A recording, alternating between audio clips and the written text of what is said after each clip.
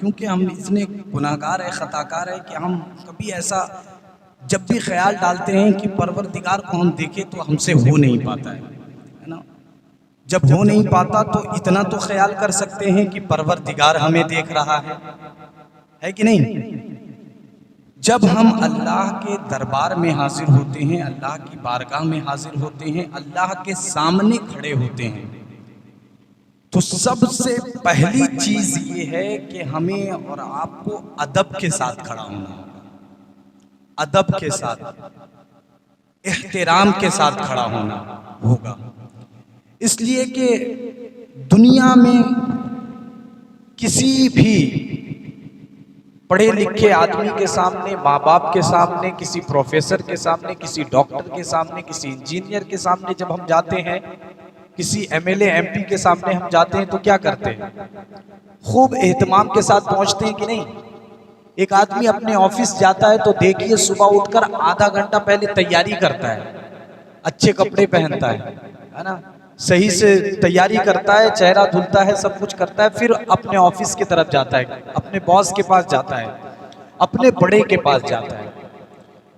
تو جس طرح دنیا کے کسی بڑے آدمی کے سامنے جانے سے پہلے ہم اور آپ اہتمام کرتے ہیں، انتظام کرتے ہیں، ادب و احترام کا خیال رکھتے ہیں، اسی طرح بھی نہیں کہا جا سکتا، کیونکہ یہ تو دنیا کا آدمی ہے، لیکن ہم اور آپ مسجد میں جب آتے ہیں تو دنیا والوں کے لیے نہیں بلکہ اپنے پروردگار کے لیے آتے ہیں، اپنے اللہ کے حضور آتے ہیں۔ جب دنیا میں اتنا اہتمام ہے، دنیا والوں کے لیے اس قدر احترام ہے، ادب ہے، تو اس پروردگار کے لیے کتنا احترام ہونا چاہیے، کتنا ادب ہونا چاہیے۔ اب میں پوچھنا چاہتا ہوں، اس چیز کو ہم اور آپ ادب شمار کرتے ہیں کیا؟ এটা আদব আছে কি? যদি আমি আমার কাপড়টাকে এইভাবে উঠায় রাখি, এটা আদব আছে? এইভাবে কখন আমরা কাপড়টাকে তুলি বলেন তো, কখন তুলি? হ্যাঁ, যখন মস্তানি করি, जिस वक्त लड़ाई लड़नी होती है, किसी ने किसी से कह दिया अरे भाई कहाँ हो, जल्दी आओ हमारी लड़ाई हो गई, तो क्या करता है? जाता है दौड़कर या गाड़ी से या किसी और चीज से, लेकिन सबसे पहले करता क्या है? जोश में अपने कपड़े को उठाता है। तो ये मस्तानों का तरीका है, मस्तानी करने वाले, गुंडई करने वालों का तरीका है। ये अदब के खिलाफ है, ये अदब के खिलाफ है। लिहाजा जब हम मस्जिद में आए तो हमें इसका ख्याल रखना जरूरी है। अगर नमाज की हालत में ये इस तरह से मुड़ गया, এইভাবে যদি উঠে যায়, কোনোদিন আমাদের নামাজ আল্লাহর দরবারে কবুল হবে না, हमारी नमाज नहीं होगी। क्यों? क्योंकि ये अदब के खिलाफ है, और हर चीज अदब के मुआफिक ही पसंद की जाती है, बेअदबों के लिए कोई जगह नहीं होती, अदब वालों को अल्लाह पसंद फरमाता है। इसलिए अल्लाह ने फरमाया या बनी आदम खुदू जीनतकुम इंदा कुल्ले मस्जिद, ऐ बनी आदम जब तुम मस्जिद में जाओ तो अपनी जीनत, अपनी खूबसूरती, अपना अदब, अपना एहतराम लेकर जाओ। लिहाजा नमाज की हालत में ये मुड़ना नहीं चाहिए। जिस तरह इसका है उसी तरह पाजामे और पैंट और जीन्स का भी आलम है। पहले तो जीन्स और पैंट पहनना नाजायज और हराम था, पहले तो हराम ही था, लेकिन बाद में जीन्स और पैंट की रुख्सत दी गई। क्यों दी गई? उमूम बलवा के तहत। आला हजरत ने फरमाया था कि जीन्स और पैंट पहनना ये जायज नहीं। क्यों? क्योंकि ये अंग्रेजों का लिबास, गैर मुस्लिमों का लिबास, गैरों का लिबास। तो उस जमाने में अगर कोई पैंट पहनकर चलता था तो देखकर ऐसा मालूम होता था कि ये मुसलमान नहीं है। अच्छा, अगर कोई धोती पहन ले तो इस जमाने में क्या समझा जाता है? गैर मुस्लिम है ना, ऐसा ही तो समझा जाता है अगर कोई धोती पहन ले इस जमाने में। तो इसी तरह जैसे आपके इस जमाने में धोती पहनने वाले को गैर समझा जाता है, वैसे ही पहले पैंट पहनने वालों को गैर समझा जाता था। समझ रहे हैं हमारी बात को? इसलिए नाजायज था। एक मुसलमान पैंट पहनकर बाजार में आया, उसे देखकर दूसरा आदमी समझ रहा है कि यह गैर मुस्लिम है, इसलिए कहा कि तुम अपना حلیہ ایسا بنا کے رکھو جسے دیکھنے والا دیکھ کر سمجھ جائے کہ یہ کوئی مسلمان جا رہا ہے، اس لیے ناجائز تھا۔ لیکن ابھی کے زمانے میں چونکہ یہ عام بات ہو گئی ہے، کیا مسلم اور کیا غیر مسلم، کپڑے سے کسی کو پہچانا نہیں جا رہا ہے، ہر کوئی پہن رہا ہے، اس لیے اب کے علماء نے اس کی رخصت دے دی ہے عموم بلوا کے تحت، یعنی جس کام میں سب کے سب لوگ ملوث ہو جائے، بچ نہ پائے، تو ایسی صورت میں اس کو جائز قرار دے دیا جاتا ہے۔ زمانے کے بدلنے سے بہت سارا مسئلہ بھی بدل جاتا ہے۔ پہننا تو اب ہو گیا جائز، لیکن پھر بھی یہ اسلامی طریقہ نہیں ہے، اسلامی لباس نہیں ہے۔ اسلامی لباس وہی کرتا پاجامہ ہے۔ اللہ تعالی ہمیں آپ کو سب کو پہننے کی توفیق عطا فرمائے، بولیے آمین۔ لیکن اگر کوئی پہن لیے ہیں تو ایک مسئلہ یہ ہے کہ پاجامہ مردوں کا، میں یہاں پر آتا ہوں، یہ جو گھٹنا ٹخنا دیکھ رہے ہیں نا، یہ ہمارا یہ ٹخنا دیکھ پا رہے ہیں، اس سے نیچے نہیں ہونا چاہیے، اس کے نیچے جس کا پاجامہ جائے، جس کا کپڑا جائے، وہ حرام ہے۔ لیکن اس کی بھی دو صورتیں ہیں۔ ایک صورت یہ کہ اس نے اپنے پینٹ کو، پاجامے کو، کپڑے کو فخر کے لیے، تکبر کے لیے، جمانے کے لیے نیچے کیا ہے، یا درزی نے سل دیا ہے، یا پھر موٹاپے کی وجہ سے بسا اوقات یہ نیچے چلا جاتا ہے۔ ہم لوگ بھی یہاں باندھتے ہیں، پہلے تو بہت زیادہ ہمارا بھی پیٹ تھا، سرک کے نیچے چلا جاتا تھا، لنگی ادھر باندھیے ادھر آ جاتی ہے تو وہ نیچے چلا جاتا، تو اس لیے، تو اگر اس لیے ہے کہ درزی نے بڑا سل دیا ہے یا موٹاپے کی وجہ سے کھسک کر نیچے چلا جا رہا ہے، تب تو حرام نہیں ہے، گناہ نہیں ہوگا۔ لیکن اگر فخر کے طور پر کسی نے نیچے کیا ہے تو پھر حرام ہے، گناہ ہوگا۔ عورتوں کا اس کے برخلاف ہے، عورتوں کے لیے مسئلہ اس کے خلاف ہے، الٹا عورتوں کو اس کو چھپانا ہوگا، مردوں کو دکھانا ہوگا، عورتوں کو اس کو چھپانا ہوگا۔ اب کچھ لوگوں کے ذہن میں خیال یہ آتا ہے کہ اگر ٹخنے سے نیچے پینٹ پہننا حرام ہے، ناجائز ہے، تو ہم جب مسجد میں آئے تو پھر ہمارا جو پاجامہ یا پینٹ بڑا ہو گیا اسے موڑ لینا ہوگا تاکہ دکھ جائے، ایسا خیال ہوتا ہے۔ اس لیے اکثر لوگوں کو دیکھا جاتا ہے جیسے ہی مسجد میں آتے موڑنا شروع کر دیتے ہیں۔ تو جس طرح ہاتھ کا کپڑا موڑنے سے نماز نہیں ہوتی، اسی طرح پینٹ کا بھی نیچے کا حصہ موڑنے سے نماز نہیں ہوگی۔ سمجھ رہے؟ اولاً تو گناہ ہو گیا جو بڑا ہو گیا، اور اگر فخر نہیں ہے تو ہم نے پہلے بتایا کوئی بات نہیں۔ اب جب آپ آ گئے بڑا پاجامہ پہن کر، بڑا پینٹ پہن کر، تو اسے موڑنے کی زحمت نہ کرے بلکہ کھلا ہوا رہنے دے، اس لیے کہ اس کا قاعدہ یہ ہے کہ ایسا کپڑے کے ساتھ کرنا کپڑے پر ظلم ہو جاتا ہے۔ اس سے پہلے ایک دفعہ غالباً مجھے یاد آ رہا ہے میں نے پیش کیا تھا، میں نے بتایا تھا ظلم کی تعریف کیا ہے۔ ظلم کاکے بولا ہے، ظلم کہتے ہیں جس چیز کو جس چیز کے لیے بنایا گیا ہے نا، اس کو اس کی جگہ پر رکھا جائے، انصاف ہے، اگر نہ رکھا جائے تو وہ اس پر ظلم ہے۔ مثلاً گاڑی کے اوپر بیٹھنے کے لیے گاڑی کو بنایا گیا ہے، دو چکا آپ کے پاس ہے، گاڑی کے اوپر بیٹھ کر سواری کرنے کے لیے اس کو بنایا گیا ہے۔ اب ہم اس گاڑی پر سوار نہیں ہو کر ہم اس گاڑی کے ذریعے دوسرا کام کرنے لگے، یا پھر دو سواری بٹھانا ہے ہم اس میں 5 سواری بٹھا لے، تو یہ گاڑی کے اوپر ظلم ہے۔ سمجھ آ رہی ہے بات؟ تو گاڑی بنانے والے نے گاڑی کو اس لیے بنایا 2 چکے کو تاکہ اس میں 2 آدمی بیٹھے، ہے نا۔ اب اس میں 3 آدمی 4 آدمی بیٹھیں گے تو گاڑی کے اوپر ظلم ہو جائے گا۔ اب 2 آدمی بیٹھے تو انصاف، 2 سے زیادہ بیٹھے تو ظلم، کیوں؟ کیونکہ اس کی جو استطاعت ہے، اس کا جو کام ہے، ہم اس سے زیادہ کام لے رہے ہیں۔ اسی طرح پاجامے کا اور کپڑے کا جو حق ہے کہ اسے کھول کر رکھا جائے، نیچے بھی اوپر بھی۔ اب جب ہم اسے موڑ لیں گے تو اس کپڑے کے ساتھ کیا ہو جائے گا؟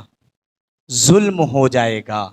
اس لیے یہ زینت کے خلاف ہو جائے گا۔ جب زینت کے خلاف ہوگا تو یہ یا بنی آدمہ خذوا زینتکم عند کل مسجد آیت کے خلاف ہوا، لہٰذا ایسی صورت میں ہماری نماز نہیں ہو پائے گی۔ ویسے 5 دن میں یقین کرتا ہوں، امید کرتا ہوں آپ اپنے گھروں میں نماز پڑھتے ہوں گے، میں یہ نہیں کہوں گا کہ نہیں پڑھتے، پڑھتے ہوں گے، لیکن ایک دن آپ جب مسجد میں جمعہ کے لیے حاضر ہوتے ہیں سب کوئی، تو کم از کم اتنا تو سیکھ لینا چاہیے کہ ادب کسے کہتے ہیں، بے ادبی کسے کہتے ہیں، تاکہ ہماری نماز اللہ کے دربار میں قبول ہو جائے۔ اس لیے کہ بچے اللہ کی بہت بڑی نعمت ہے، بہت بڑی نعمت ہے۔ یہ بچے ایسے نہیں ہیں جن کو آپ تعلیم دلائیں گے تو یہ آپ کے لیے بڑھاپے میں جو ہے اچھا مکان تیار کر دیں گے، یا آپ کے رہنے اور آپ کے کھانے، آپ کے دوائی اور یہ سب چیزوں کے انتظام کریں۔ یہ ساری چیزیں تو ہے ہی، یہ تو کریں گے ہی جب بچے قرآن اور حدیث پڑھیں گے، لیکن ساتھ ہی ساتھ جب ہم اور آپ انتقال کر جائیں گے، قبر کی منزل میں پہنچ جائیں گے، اگر ہمارے یہ بچے قرآن پڑھے ہیں، ہماری یہ بچیاں قرآن پڑھنے جانتی ہے، اپنے رب کے حضور اگر اپنے ہاتھوں کو اٹھا کر گنہگار ماں باپ کے لیے دعائیں کریں گی تو اللہ ایسی اولاد کی دعاؤں کو قبول فرمائے گا اور گنہگار ماں باپ کے گناہوں کو بخشش کا پروانہ بھی عطا فرمائے گا۔ لہٰذا یہ جو آپ کو پلس پوائنٹ حاصل ہو رہا ہے، اسکول میں پڑھنے والے بچے بھی آپ کے لیے بڑھاپے میں سہارا بن سکتے ہیں، لیکن یہ پلس پوائنٹ کہ قبر کی منزل میں جو آپ کے ساتھ آنے والے ہیں، قبر میں جو آپ کو فائدہ پہنچانے والے ہیں، اسکول کی تعلیم سے کبھی بھی وہ نہیں ہو سکتا۔ اس لیے اپنے بچوں کو آپ صبح مدرسے میں بھیجنے کی ضرور کوشش کریں۔ میں یہ نہیں کہہ رہا ہوں کہ اسکول میں مت پڑھائے، اسکول میں پڑھانا تو بہت ضروری ہے، زمانے کو دیکھنا، حالات کو سمجھنا، یہ سب تو ضروری ہے ہی۔ یوں ہی مسلمان بہت پیچھے ہو گئے ہیں، یوں ہی مسلمان بہت پیچھے ہو گئے ہیں، تو اس لیے میں عرض کروں گا کہ ہمیں اپنے بچوں کو اسکولوں میں بھی پڑھانا ہے اور مدرسوں میں بھی تعلیم دلانی، اور اسکولوں میں اللہ اکبر کبیرہ۔ اس لیے میں کہتا ہوں صرف اسکولوں میں پڑھانا ہی نہیں ہے، بلکہ اب تو ضرورت اس قدر پیش آ گئی ہے کہ مسلمانوں کو اپنا اسکول بھی بنانا بہت ضروری ہے، اپنا اسکول بھی بنانا بہت ضروری ہے۔ میں اس پر گفتگو کرنے کی سعادت حاصل کروں گا، اس سے پہلے ایک مرتبہ درود پاک ہم سب مل کر پڑھ لیں۔ اللہم صلی علی سیدنا و مولانا محمد معدن الجود والکرم منبع العلم والحکم وآلہ وبارک وسلم۔ آج سے 5-7 دن پہلے ایک نیوز گردش کر رہی تھی، آپ نے دیکھا ہوگا، آپ نے سنا ہوگا، اسکول میں بچوں کو اس لیے مارا جا رہا ہے، اس لیے پیٹا جا رہا ہے کہ وہ بچے مسلمان ہیں۔ آپ نے دیکھا کہ نہیں دیکھا نیوز؟ آپ نارا دیکھ لیں تو دیکھسن کیوں مارا گیا ہمارے بچوں کو؟ کیونکہ وہ مسلمان ہے۔ اب بتائیے کہ اس حالت میں، ایسے پرفتن دور میں، ایسی حالت میں جہاں اس لیے ہمارے بچوں کو اسکولوں میں مارا جا رہا ہے کہ وہ مسلمان ہے، اور اسکول، جس اسکول کو گیان کا مندر کہا جاتا ہے، جہاں پہ بغیر کسی تفریق مذہب و ملت کے بچوں کو تعلیم دی جاتی ہے، شکشا دیا جاتا ہے، گیان سکھایا جاتا ہے، آج وہاں بچوں کو اس لیے پیٹا جا رہا ہے کیونکہ وہ مسلمان ہے۔ تو کیا ہم جیسے مسلمانوں کو اب یہ ضرورت پیش نہیں آتی کہ ہم اپنا اسکول خود قائم کریں؟ کیا ضرورت نہیں ہے کہ ہم اپنے بچوں کو اس لیے چھوڑ دیں گے کہ اسکول میں وہ سیکھنے جائے اور سیکھنے کے بجائے انہیں لوگ پیٹے؟ کیا آپ ایسا برداشت کر پائیں گے؟ کیا آپ کر پائیں گے؟ بولیے ایک مرتبہ، آپ نارا برداشت کرتے پربین ہیں؟ پربین؟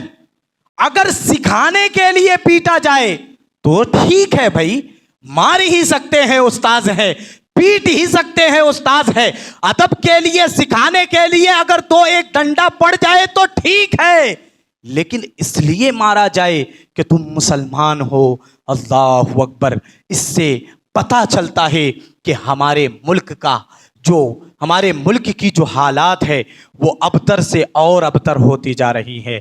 ہمارے ملک کے حالات اچھے نہیں ہے، ناگفتہ بھی ہے، اس پر گفتگو کرنے کے لیے لوگ ڈر رہے ہیں، لیکن کب تک ڈرو گے ہندی مسلمانوں؟ کب تک ڈر کر زندگی گزارو گے؟ آؤ شانہ بشانہ کھڑے ہو کر ہم عہد کریں کہ اپنے علاقے میں ہم اور آپ اپنے بچوں کے لیے ایسے اسکول کا انتظام کریں گے کہ اس اسکول سے پڑھنے والا ہمارا بچہ کل IPS آفیسر بنتا ہوا نظر آئے گا، ڈاکٹر اور پروفیسر بنتا ہوا نظر آئے گا۔ اور اسی ارادے کو لے کر، اسی یقین کو لے کر، اسی بھروسے کو لے کر، اسی وشواس کو لے کر آپ کے یہاں کی کمیٹی قدم اٹھا رہی ہے۔ میں رب کے حضور دعا کروں گا پروردگار ان کے قدم کو ثابت قدمی عطا فرمائے، اور آپ لوگوں سے میں عرض کروں گا کہ آپ ان کا ساتھ دینے کی کوشش فرمائے۔ آج میں ہوں، کوئی ضروری نہیں کہ میں کل تک باقی رہ جاؤں گا، موت کبھی بھی آ سکتی ہے، اور یہ بھی ضروری نہیں کہ اگلا جمعہ تک میں آپ کے درمیان رہ جاؤں گا۔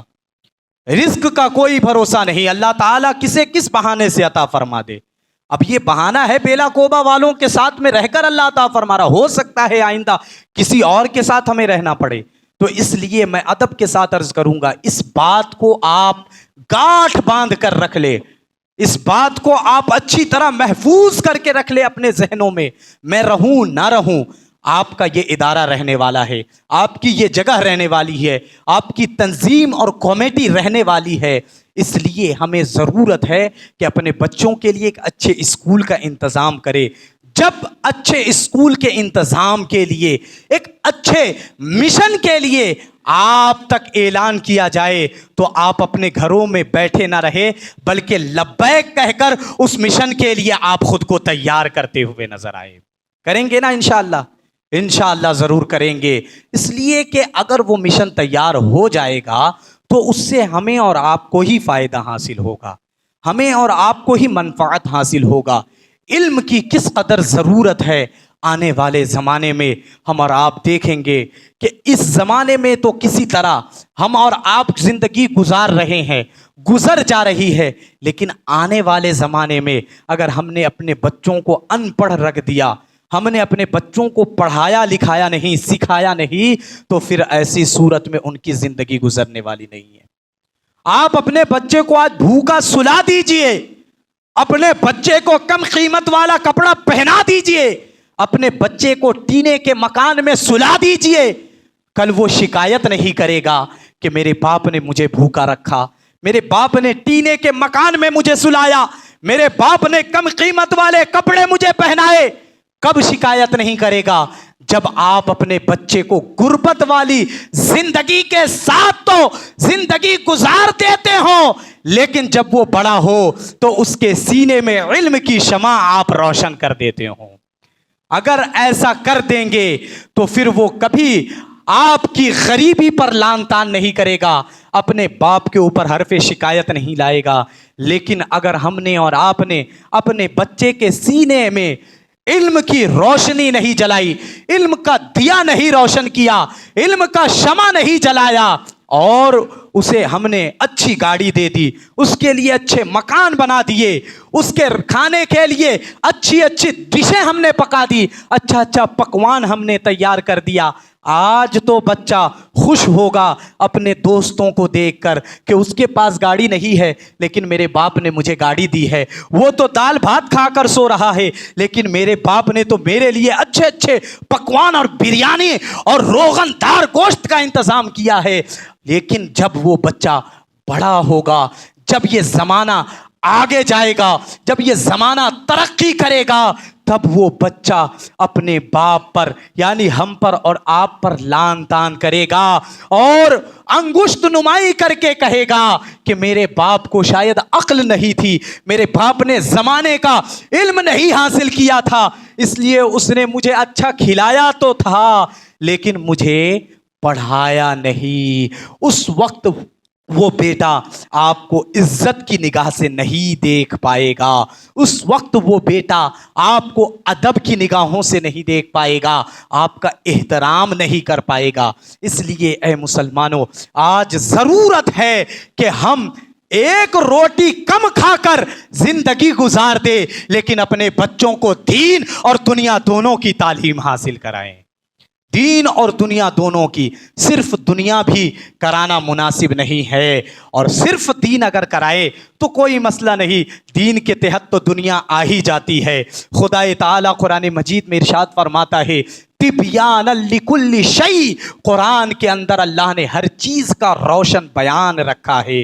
آج سائنٹسٹ کو دیکھ لیجئے، آج جو چاند کے اوپر سفر ہو رہا ہے، آج جو چاند میں ہمارے ملک کا झंडा लहराया जा रहा है। क्या इन साइंसदानों ने कुरान की वो आयत और कुरान के उस मफहूम को नहीं पढ़ा जिसमें परवरदिगार इरशाद फरमाता है, सुब्हानल्लज़ी अस्रा बिअब्दिही लैलन मिनल मस्जिदिल हरामी इलल मस्जिदिल अक़सा अल्लज़ी बारकना हौलहू लिनुरियहू मिन आयातिना इन्नहू हुवस समीउल बसीर।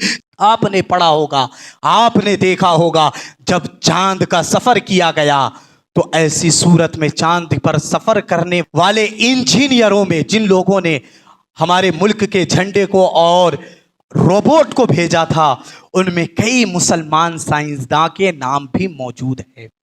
हमारे इलाके के भी कई साइंटिस्ट उसमें हिस्सा ले चुके हैं, शिरकत कर चुके हैं। क्या इन लोगों ने कुरान को नहीं पढ़ा है? इन लोगों ने यकीनन कुरान को पढ़ा है और कुरान को पढ़कर ही ये सारे नॉलेज और ये सारी सलाहियतें और ये सारे इल्म हासिल किए जाते हैं। बग़ैर कुरान के कोई इल्म मुकम्मल नहीं हो पाता है। आज मैंने अपने वादे के मुताबिक गुफ्तगू करनी थी सरकार आला हज़रत अज़ीमुल बरकत अशाह इमाम अहमद रज़ा खां फ़ाज़िल बरेलवी अलैहि रहमत व रिज़वान की ज़ात बरक़ात के ताल्लुक़ से, लेकिन हो नहीं पाया।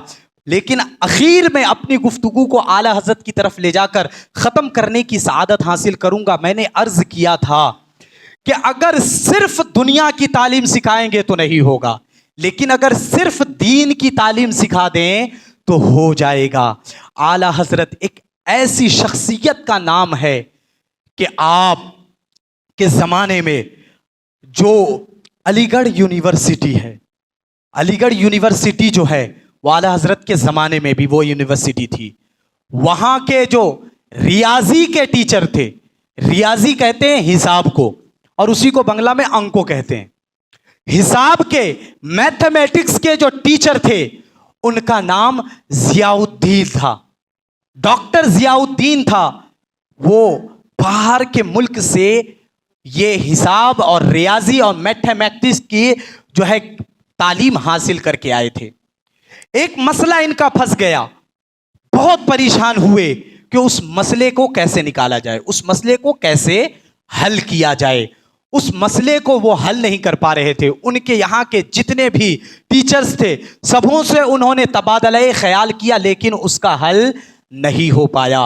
तो उसी कॉलेज के अंदर एक सैयद सलमान अशरफ साहब अलैहि रहमत व रिज़वान भी थे। उन्होंने फरमाया कि अगर आपका ये मसला हल नहीं हो पा रहा है तो मैं आपसे कहूँ कि आप बरेली के ताजदार अहमद रज़ा खां की बारगाह में पहुँच जाइए। तो डॉक्टर ज़ियाउद्दीन कहने लगे कि भाई ये जो मसला मैं हल कर रहा हूं ये किसी आलिम के बस की बात नहीं, किसी मौलवी के बस की बात नहीं है। बड़े बड़े डॉक्टर हैरान हैं, मैं खुद हैरान हूं, ये मसले का हल मुझे नहीं मिल रहा है। आप मुझे किसी प्रोफेसर के पास भेजिए, किसी डॉक्टर के पास भेजिए, किसी इंजीनियर के पास भेजिए। आप मुझे मौलवी के पास भेज रहे हैं, मौलाना के पास भेज रहे हैं, मुफ्ती के पास भेज रहे हैं। सैयद सलमान अशरफ ने फरमाया कि मेरी अगर बात आप माने तो आप चले जाएं।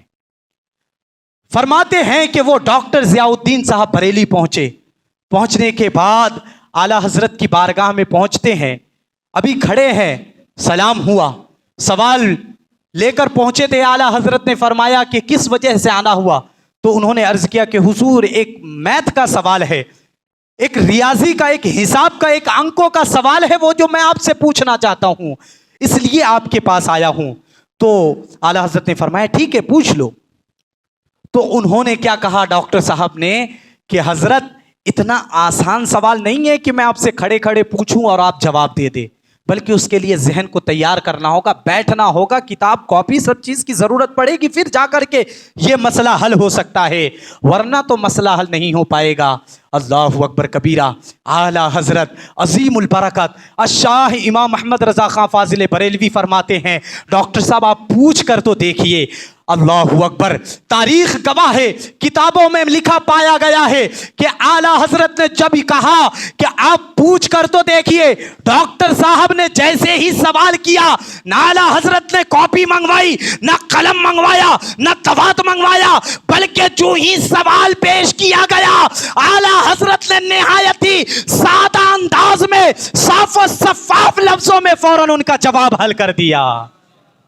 वो डॉक्टर ज़ियाउद्दीन साहब हैरत में पढ़कर अर्ज करते, हुजूर आपने ये इल्म कहाँ से सीखा?